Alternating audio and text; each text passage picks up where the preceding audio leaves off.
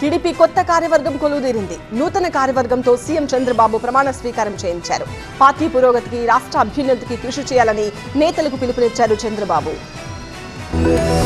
ప్రజలు నాపై ఉంచిన విశ్వాసాన్ని వమ్ము చేయకుండా నిత్య చైతన్యంతో పార్టీకి ఉజ్వల భవిష్యత్తు కల్పించేందుకై నా వంతు కర్తవ్యాన్ని, విధులను బాధ్యతాయుతంగా నిర్వహించగలనని ప్రమాణం చేస్తున్నాను.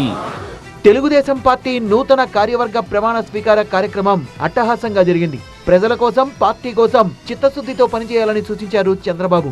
44 ఏళ్లలో గెలిచినా ఓడినా పసుపు జెండా పౌరుషం ఎప్పుడూ తగ్గలేదన్న చంద్రబాబు సీనియారిటీని, సిన్సియారిటీని పరిగణనలోకి తీసుకొని దాదాపు 250 మందితో కమిటీ ఏర్పాటు చేశామన్నారు. కూటమి పార్టీలతో టీడీపీ నేతలు కలిసి పనిచేయాలన్నారు నారా లోకేష్.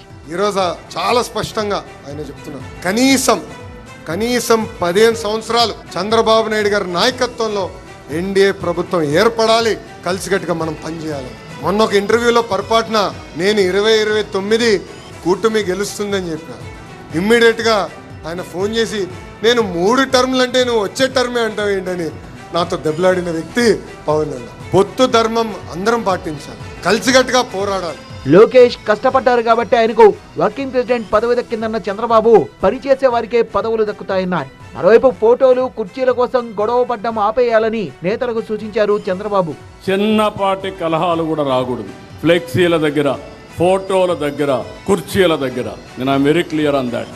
ఎవరో ప్రధానమంత్రి వస్తే నన్ను సెక్యూరిటీ పక్క దోస్తాడు, అతనికి తెలియదు, అతను డ్యూటీ ఆయన చేస్తాడు. దానిపైన నేను ప్రధానమంత్రి గారి దగ్గరికి వస్తే నన్ను చేశారనుకుంటే వైసీపీకి ప్రజా సంక్షేమమే పట్టదన్నారు చంద్రబాబు. పల్లా శ్రీనివాసరావుపై ప్రశంసలు కురిపించిన లోకేష్ ఆయన అసెంబ్లీ ఎన్నికల్లో తనకంటే ఎక్కువ మెజార్టీతో గెలిచారన్నారు. సభ్యత్వ నమోదులో టీడీపీ సరికొత్త రికార్డు సృష్టించిందన్నారు లోకేష్.